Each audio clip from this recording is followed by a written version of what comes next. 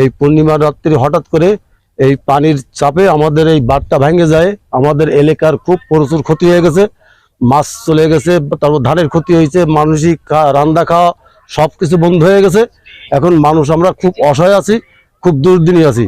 আমাদের যে আবার অনেকটা গ্যাস ছিল, আমাদের আপনার জালে সমিতির একটা গ্যাস ছিল, সেই গেটটাও মাছ চাষ ছিল, চিংড়ি মাছের সব বিলাত হয়ে গেছে। আমরা খুব অনাহারে আছি বর্তমান সময়। আমরা খুব মারাত্মক একটা দুঃসময় আমাদের যাচ্ছে, যেহেতু আমাদের রান্না খাওয়া বন্ধ হয়ে গেছে, আমাদের খেতাবালি সব বন্ধ ভিজে গেছে। আমাদের এই বানের খুব মারাত্মক ক্ষতি করে দিয়ে গেছে। আর এই যে পানির যে চাপ, এই চাপে আমাদের বিশাল ধান, মাছের এবং চিংড়ি মাছের সবই ক্ষতি হয়ে গেছে। যাই হোক, আপনাদের কাছে আমাদের বিরোধী আবেদন, আমরা এই ক্ষতির থেকে আপনাদের কাছে কিছু সাহায্য চাচ্ছি। আপনারা এইটা আপনারা একটু আমাদের দেখেন গুরুত্ব দিয়ে। আমাদের এই জায়গায় ভেড়ি বাঁধ ভেঙে যাওয়ায় আমরা খুবই ক্ষতিগ্রস্ত হয়ে গেছি। আমাদের ছেলে মেয়ে স্কুলে যেতে পারতেছে না, তারপরে তাকে রান্না বাড়া করে 2 মুঠো ভাত তাদের মুখে দিতে পারতেছি না। তারপরে আপনার 150-200 ঘেরের মতো ক্ষতিগ্রস্ত হয়েছে। সব হচ্ছে ঘেরের মাছ শাক নদীতে ভেসে চলে গেছে, গরু বাছুর, তারপরে ছাগল, হাঁস মুরগির অনেক ক্ষতি হয়েছে। আমরা খুব সমস্যার মধ্যে আছি। আমাদের জালে সমিতির থেকে একটা আমরা ঘের করিলাম, সেই ঘেরে আমরা খুব আশা করেছিলাম যে এই ঘেরে আমরা স্বাবলম্বী হতে পারবো, কিন্তু তাও আমাদের সে আশাও ব্যর্থ হয়ে গেল শুধু এই ভাঙনের জন্য। এখন সংশ্লিষ্ট কর্তৃপক্ষের কাছে আমার এইটুকু দাবি যে তারা যেন এই দিকে একটু দৃষ্টি রেখে আমাদের এই বেড়ি বাঁধটা যাতে ঠিক করে দেয় খুব শীঘ্রই।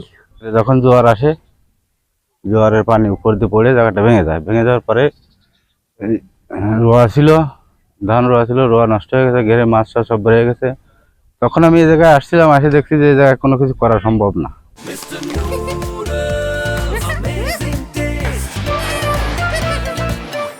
মানে যে সময় রাস্তাটা ভেঙে আসে ওই সময় আমি দাঁড়ানো ছিলাম একেবারে স্টেন। যে সময় ভেঙে আসে ওই সময় আমার গাড়ি আরাম থরথরায় কাঁপছিল যে কি হবে না কি হবে না, পানি তো রাস্তার পরে পড়ে। আর ওই ভেঙে আসলি সেই ভয়তে যে আমি রাত্রেও ঘুমোতে পারিনি। আমার হাঁস মুরগি ছাগল আছে, ওদের একবার দেখতেছি আর যে শুটছি যে ওদের আবার পানি উঠে যায় নাকি, সেই ভয়তে। তারপর তো রাস্তাঘাটে নিজেরও চলতে কষ্ট হয়, বাড়ি পানি উঠে যাচ্ছে, রান্না করে খাওয়ার কষ্ট হয়ে যাচ্ছে, অনেক কষ্ট ভোগ করতে হচ্ছে এই বাংলার জন্য। রাত 12টার সময় বাঁধ ভেঙে যায়, তখন রাস্তার বাঁধ ভেঙে যায়। ভেঙে যাওয়ার পরে এই যে 200-300 ঘের এই গ্রাম ধরে সব তলিয়ে যায়। তলিয়ে যাওয়ার পরে মানুষের রান্না খাওয়া সব বন্ধ হয়ে যায়। সবাই চুলোয় পানি উঠে যায়, কেউ রান্না করে খেতে পারে না। ঘের মাছ সব নদীতে ভেসে চলে যায়।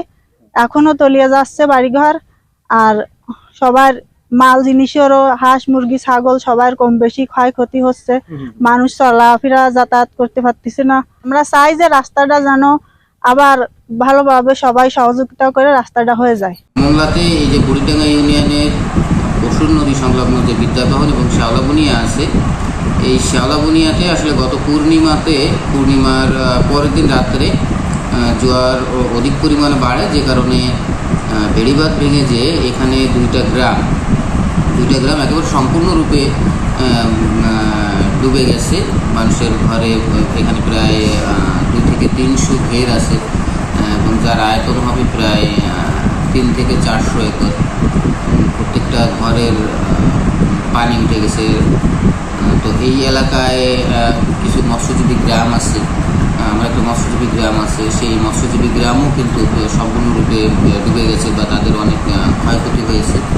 তো আমি ওই জায়গাটা ভিজিট করেছি ইতিমধ্যে, কিন্তু ভিজিট করে তাদের যতটুকু সম্ভব আমি এটা জানানোর চেষ্টা করব এবং ভেড়িবাঁধ যেটা ভেঙে গেছে সেটা নির্মাণের জন্য আমি সংশ্লিষ্ট কর্তৃপক্ষকে অবহিত করব।